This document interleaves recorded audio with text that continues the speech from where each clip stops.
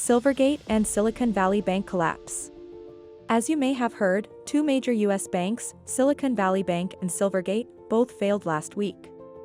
Silvergate was a cryptocurrency-focused bank that held $6.3 billion in deposits as of the end of 2022. If you need a bank that specializes in working with startups and venture capital, try Silicon Valley Bank.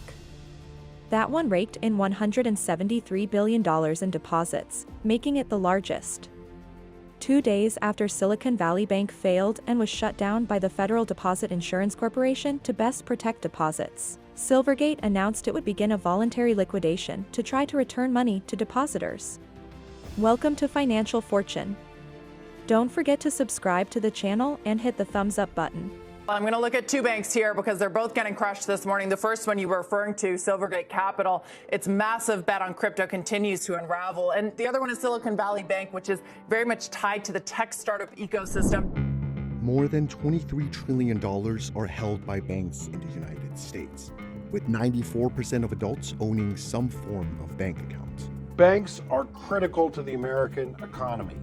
Credit is the lifeblood of the economy. Banks are like the heart of our economy that pump credit, the blood, throughout the financial system. They bring lenders together with corporates, individuals who need financing. The deposits that they hold for institutional and retail clients, they help fund the economy, they help make the economy grow. But like any other institutions, banks are capable of failing. Over 550 banks have collapsed since 2001, according to the FDIC.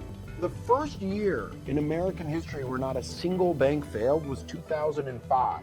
Before 2005, at least one bank had failed in every year in American history. It's cyclical. We have periods of time where the economy is doing well, things are stable, and we have years where there are no failures at all. And then we have other episodes where we go through recession or some kind of financial stress and failures spike. The collapse of Silicon Valley Bank, Signature Bank, and Credit Suisse were a harsh reminder of how quickly a trusted institution could fail, putting billions of dollars at risk. It's the largest bank meltdown since the Great Recession more than a decade ago. There are three main risk factors that can push banks into the risk of collapse. You have credit risk where they make loans. Institutions and the individuals they're making loans to are exposed to default on those loans. So banks carry credit risk.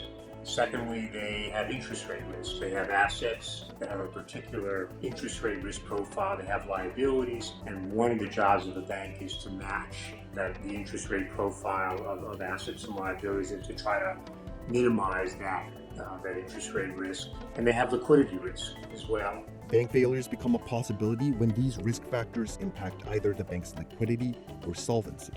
Solvency refers to a bank's ability to meet its long-term financial obligations and debt, meaning the bank's total asset is capable of covering its liabilities. In terms of solvency, this is generally when banks have a lot of loans go bad. The way the banks make money is that they bring deposits in and then they lend that money out on the premise that they're going to collect those loans back. And they collect those loans back with a little bit of interest. They pay some of that interest to the depositors, and they keep the rest. Well, if banks have loans that go bad, that's money that's not coming back into the bank.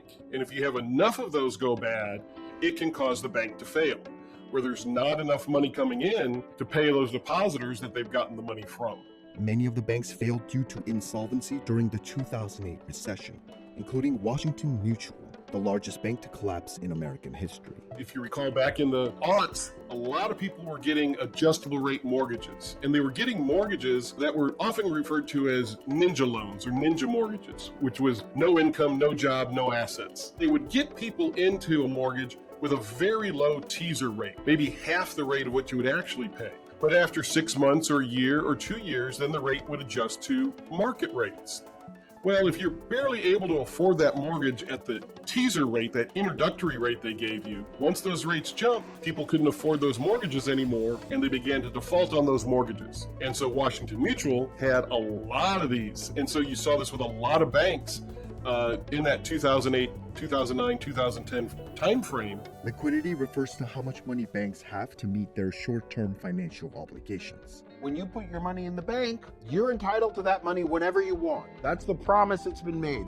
The bank takes that money and lends. It lends to people for mortgages for 30 years, for cars for 5 or 7 years, for all these loans that are a long time. So they have a mismatch of their timing between what they owe you in your deposits immediately and what they own, which are these assets that are long term. Liquidity is when a bank has a crunch. Generally, depositors want their money immediately, and the bank has more demands for that immediate money when they have assets that they can liquidate in order to get people their money. So they fail due to a crisis of liquidity. It was ultimately liquidity that caused SVB to become the second largest bank to fail in American history. Do you remember when you could get a mortgage at 3 or 4%? That mortgage got put into a big pool, and SVB was one of the buyers of that. Now, when interest rates rose sharply, those cheap mortgages were worth less. When people are afraid that a bank doesn't have as much capital, that its assets aren't there, they become jittery and they want their money, and they try to make a deposit run. So a handful of businesses wanted their money. SVB had a liquidity problem. That was immediately why it failed. There was a run on the bank. No bank can withstand everybody asking for its money back at the same time, right? And that happened. Once a bank fails, the Federal Deposit Insurance Corporation steps in. First established in 1933, the organization was created in order to protect depositors and improve trust in the American banking system. The FDIC, this is their kind of bread and butter. They know how to unwind the bank in kind of the least harmful way. For most banks, FDIC attempts to sell the failed bank in whole or in part to another bank in healthy standing. Another bank comes in and will take over all of the loans or most of the loans of the bank and their deposits. And if there's a mismatch between the loans and investments that they're getting and the deposits that they're getting, then the FDIC may have to put some money into the pot to make it attractive for another bank to take that over. In other cases, FDIC takes a more involved approach. In the case of Silicon Valley Bank, what they did is take possession of the bank and then basically create what they call a bridge bank.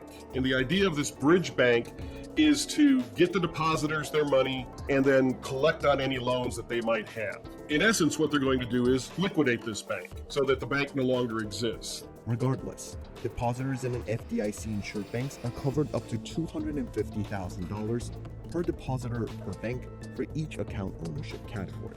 Insurance also plays an important role in preventing panic among depositors. The whole purpose of deposit insurance, which is what the FDIC was created to do, is to say, okay, the reason why you're trying to pull out your money is because you think if you wait too long and this bank fails, your money won't be there.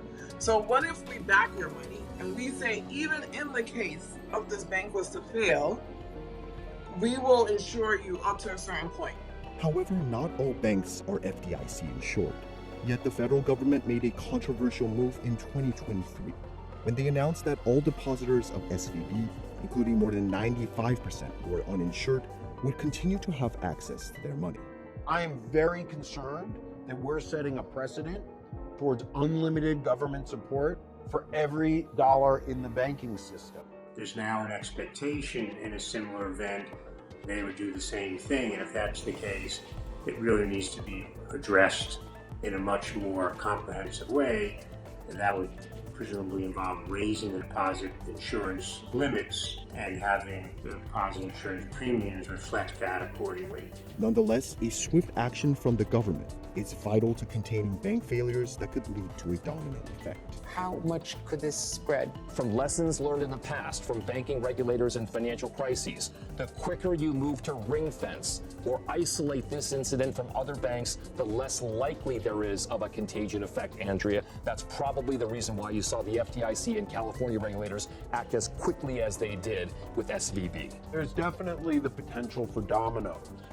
And the dominoes are, well, if we don't know if this bank's solvent, what's the next? Sometimes it's an oil crisis or a farm crisis, housing market, and the great financial crisis. These are all things that large numbers of banks have exposure to. You have banks that are doing the same things that at one point might have seemed safe, but at the extremes are not safe, and then something triggers it so that those dominoes start to fall. Bank failures can have a major impact on the American economy. All we have to do is go back to the financial crisis of 2008, the failure of those financial institutions. It greatly restricted and constricted the economy. Banks have to conserve their capital. They do that by tightening their lending standards.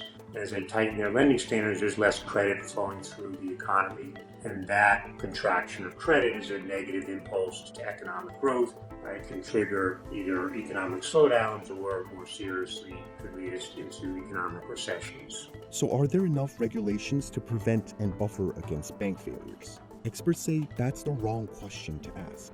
People are asking the question, did we get the rules right? Well, there's a more elementary question. Did we enforce the rules right? And the answer is no. If you look at what the regulators were doing with SVB as recently as 2019 and more recently even, they were warning that things need to be changed here, that they're taking on additional interest rate risks, that they're going to have some potential liquidity problems in the event that interest rates begin to rise. There were failures of supervision done by the Federal Reserve, obvious and rampant throughout Silicon Valley Bank and potentially others.